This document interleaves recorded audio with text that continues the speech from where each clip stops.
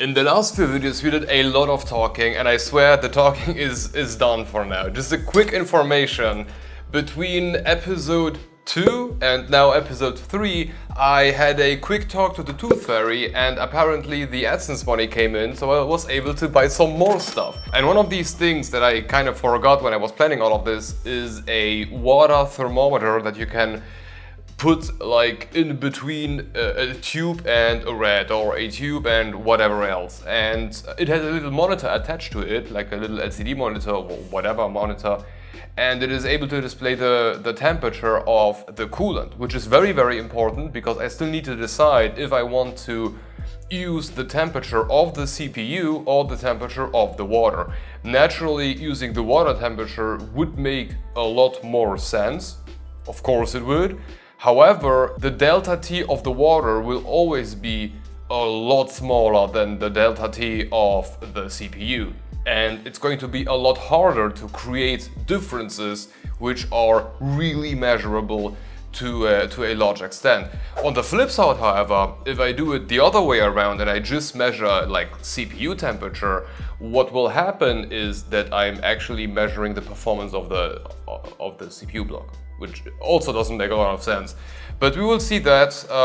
The thermometer and the additional tubes are going to come in next week, and it's already Thursday, so we are not going to put any of that into the system today, but we have more than enough work that can still be done before we get to that point. So what we will do today is slap in all the components into the motherboard, install the motherboard, and then start installing the radiators. But because we still need to figure out how we will mount all of them, and that's still a question remaining to be answered.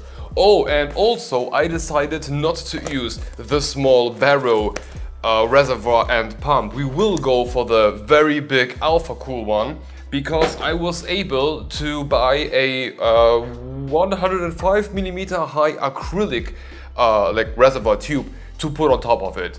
And apparently it is compatible, so if we get to the point where we can fill the whole thing, I will fill it, and then once it's there I will just empty it and then replace the tube and then refill it. It's going to be quite easy, but yeah, that's the route we are taking. So I guess at this point we can at least put everything together and then wait for the last few remaining components. So let's slap in the CPU and get started. Actually, it does make me kinda happy that I'm still able to somehow use this old 10700K, because otherwise what will I do with it? And oh my god, this spring in here, it has seen better days, I guess. Yeah, I mean that's just old age. Yeah, the whole thing has seen better days. Okay. I mean, it's old. Everything what I'm putting in here is quite old. The RAM is quite old. The CPU is quite old. It is not the youngest fella. That's for sure. But hey, it will do for a great test bench. Amazing.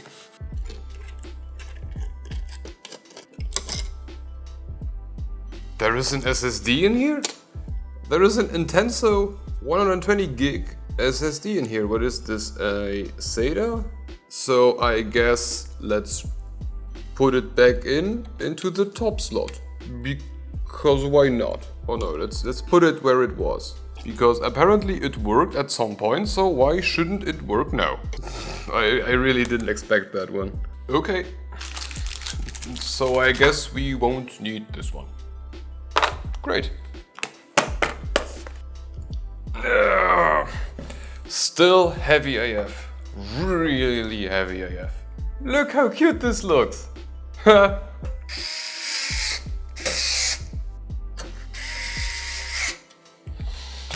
Okay, so far so good.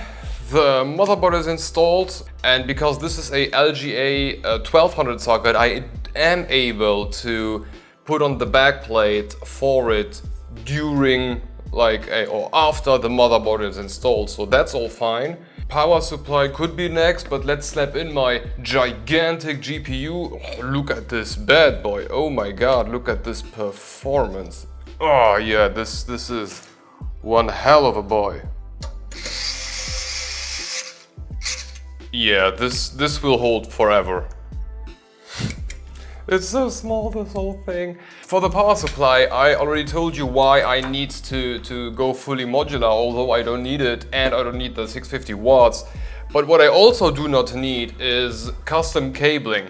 However, there is a situation, and it is that I bought this cabling back then because I had this power supply, and if this power supply will go into this case, these cables are useless because I don't have anything else to connect them to. So for that reason alone, I will now use them, just because otherwise they will take up space that I can't use. So why not? At least my benchmark machine will look pretty. That's also something. Isn't this pretty? Now slapping the bracket on. That's done, and we will install the whole shebang exactly where Cooler Master told me to do, which is in the other direction, because the mounting holes for PSUs are there. Is that right? Yeah, because I'm an idiot and I forgot that you need to mount the PSU first. But if I use these two, I will still be able to do it. Ta-da! Okay, this is done. What else could we already do? A lot of things. For example, cable management, or just connecting cables. And now imagine that I would be doing all of this and I would realize at a very late point that all of my components are already dead. Because I just, bad luck, I don't know, CPU died years ago and I never realized. Yeah, that would destroy me. And yes, in this one case, it actually makes more sense to route the 24 pin through the top, because the travel distance between here and there is shorter than between there and there. I'm putting together something very weird here today. Okay. Now all of the front I/O. Let's just release this strap. USB 3.0, USB 3.2 or USB 3.1 Gen 2 and USB 3. Whatever. Yeah, the only thing that I just won't connect in here is front audio, because I just will never need it. That's just not a possibility for me. It just wouldn't make any sense at all, so I would just leave it out. And that way I'm also freeing up all the space that would go like from here to there or from there to there, and it would just be a mess. So no front audio, I do not need it. Have I forgotten something? I believe not. In theory, the system would be working now, but we got some more time, so let's talk about the radiators, because that's a whole other topic. And let's start with the 120s, because we still need to decide whether or not we will be keeping that fourth one, and I believe I won't. Yeah, so we got the 120-25, 120-30, 120-30 V2, and where is the fat one? Here is the fat one, the 120-81. So we got 4, and I can guarantee you that I won't be able to fit on 4 on here. So we have to settle for 3 minimum. And we have, this one needs to go in no matter what. That's required. Then we have a 230s, one which is lower FPI and one that is higher FPI. And I believe we should be doing these two and just leave the 25 mil out of the way, because 25 is not even like the average AIO, which are like 27 at least, or then comes Alpha Cool at 38 and stuff, so that's just not happening. It has a high FPI counter, that's true, but this one is higher and this one is lower. So in those two, we are comparing the same size of radiator, just with different fin densities. Plus, if I'm not mistaken, this is V1, this is V2, and that gives us a whole other type of comparison. So that's what we're going to do. I believe that's the best course of action. So let's unbox those bad boys. And of course we will start with the Big Daddy. This is completely ridiculous. Look at this radiator. is just one little chunky fat boy. This is alpha cool, so we'll be still getting all of the closing tops for the fitting holes, which, believe me, not every company does that, but Alpha Cool does, and I am grateful for at least that.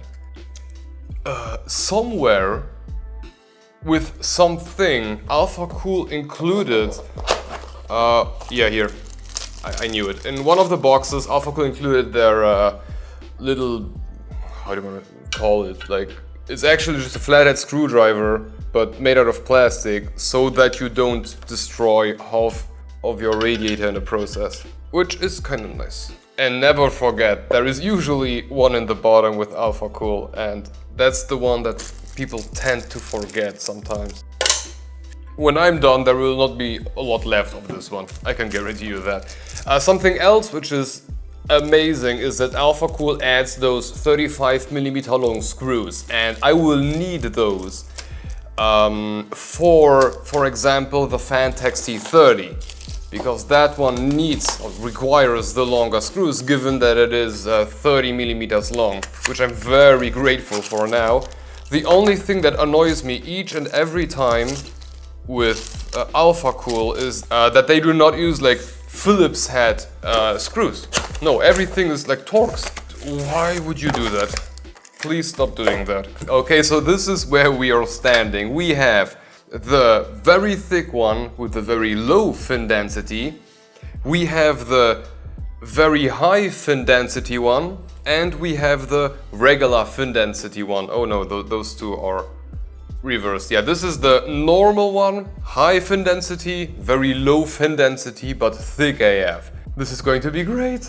Should we start? Yeah, let's first see if we can even fit all of them on here. So I want to have the regular one at the end. Then comes the high fin density one. And then the very low fin density one. And I just need to check if the screws are still allowing it to be screwed in, but it looks like they are. So let's just start screwing them in. However, we have one slightly bigger problem, and that's that those here are protruding AF. So I will just quickly take my box of Alpha Cool water cooling stuff, which is right here, and check if I do not have some sort of replacement somehow that I can just replace them with. Not here. Maybe in this box? No. What about here? No, let's check in the Alpha Cool boxes. I found it. And you stay on there. Okay, so this is my original like water cooling equipment box, and here we have those fittings that may or may, or fittings, the closing things that may or may not allow me to completely close it up. This is already a lot better. It is not enough. Maybe this one? Somehow get this slight feeling that if I turn this thing all the way, it will just at some point fall into the radiator. Where is my weird ass little bracket? There it is. You know, forget it. This one will just go through. I would have never gotten it out. Oh my god. Yeah, this one is the only flat one that I have. Well, unfortunate, but that means that the radiator will be slightly tilted. But, I mean, who cares? As long as it works, I'm fine with that. Okay, so here we have all the screws. And let's start by putting in the high density one at the end. Now the low density one, or the normal one actually. And now the big daddy. Yeah, because the whole thing is now out sticking a bit, I will need slightly longer screws to put it in. But I am sure that I will find something somehow, somewhere here. I think these are like AMD backplate screws, but they won't fit anyway. So yeah, close but no. As stupid as it sounds, what about the hooks? Yeah, the hooks work. Let's take the hooks, ignoring how stupid it will look like. But from the other side, what I will also do is add appropriate amount of spacers onto the hooks so that it doesn't rest on the outstanding like closing thing here. Let's just go with 3 of those little O-rings for every screw. That should roughly do it. Who would have thought that this works? Now I just need to figure out how to put everything together at the same time. Now you can already see that I'm not putting in another hook here and here, and that's because it doesn't fit. I cannot put another one here. There is just not enough space, period. Unfortunate, but that's how it's going to be. But look, this is very, very stiff. It's okay. Okay, the 120 side is done. And you can already see the reason why I absolutely wanted to go with this case. Because look at this wing, which is no endorsement for Coca-Cola. If I want to test the 120mm side, I can put this down and easily mount them from the top. I do not need to, you know, work this way. I can work straight from the top down. If I want to store it, I can slightly move them inwards, either to the bottom, or I can move them inwards to the top, resulting in less used space, and this works so great. This was such a good idea. I'm so proud of myself right now. And this is also a very good statement for Cooler Master. Look how well these hinges are keeping this together. Like, they are not adjusted to the end. I could like make them completely stiff so that they don't move anymore. But already now with 3 radiators, and one of them is really thick, like this is a good job. But we are still not done. We still have the 140mm side, and if you haven't noticed, the 120mm side already did not completely fit onto those. And for the 140, it won't do either. However, I have a very, very good alternative plan to figure this one out. And I will show you exactly what I mean after we've unboxed each and every one of those. A few moments later.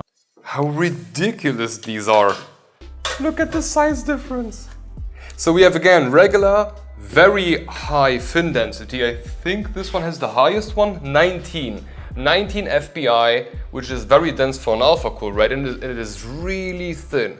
Really, really freaking thin, and it looks weird. But that's just how they are looking like. So, we are going to do something slightly different this time around. Oh, I need to close these ones here. Let me just close them, and then I'll explain. Okay, for the 140mm side, we're going to do, or we need to do it slightly differently, because we will not fit 140s on here, or the last one will, I would stand like until here, and that's not going to be something that I feel safe about. This is the regular one. Put the 140 in HPE, so the high fin density one up at the front, where we have all of the I/O, because it's the thinnest one and it will not annoy me when I need to plug something in. And the thick one will be going there on the very bottom of it. Or let me first mount it down and then I will show you. Okay, now we have it somewhat ready. We have the thick boy here, the very thin but very dense boy here. And now the last one, and that's the reason why I really wanted to go with this case, because I knew it will work, is these 2 brackets here. These 2 brackets right here, that's actually for a 420 radiator if you choose to use one. However, in our very particular case, what I'm just going to do is mount this one right here with 2 screws, and that will work out flawlessly. Now I could choose to, no, I need to put them on top, but it will work, it will do the job, and that's all I expect from it. Just to hold on, using 2 screws, it will be. holding on more than enough for my particular use case, especially because it's always going to be straight up like that. I will be mounting the leftover 140mm fan from behind, blasting air onto here. It doesn't this doesn't create any problems for me in my use case, so that's just perfectly fine for me. However, it will be much easier if I screw in the brackets onto the radiator and then the whole thing back onto the case.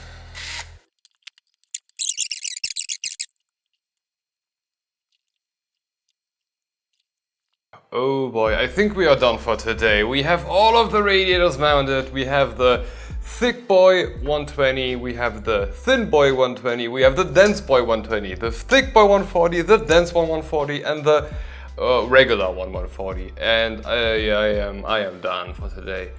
But this whole concept, it looks like it works exactly how I anticipated it to work. This is coming together flawlessly. I love that.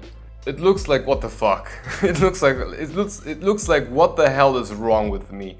But this is going to be great. The only thing that I have never calculated in all of this is, what if the radiator thickness added by going from A to B is equal to the static pressure, or the static pressure required by that is equal to the static pressure required by the denser fin stack of the small one. Let's say every fan performs exactly the same on every radiator, in relation to any other fan, of course. Well, then I'm screwed. If that is the case, and I will test immediately after we are done with building all of this, I will start testing stuff. And if it turns out that out of 20 fans, 20 are one-to-one the same, I don't care for the absolute number, I care for the relation between, or the ratio between the different fans. If the ratio keeps being the same, I will just dump every except one radiator per fan size, because it wouldn't make any sense to continue the testing. We will see that. If there's a possibility, that is very much a possibility, I just hope it is not the case. I suspect that these two might perform the same in ratio to other fans, but the denser one, I think that is going to be interesting, especially for like airflow focused fans, case fans. This one is going to be very hard for them to go through. This one maybe less. My imagination for now is that a case fan will perform better on the thick one, which has a less dense fin stack, than on a thin one with a very dense fin stack. We will see that. It's going to be very interesting, and I hope to see you on the next one. Bye bye.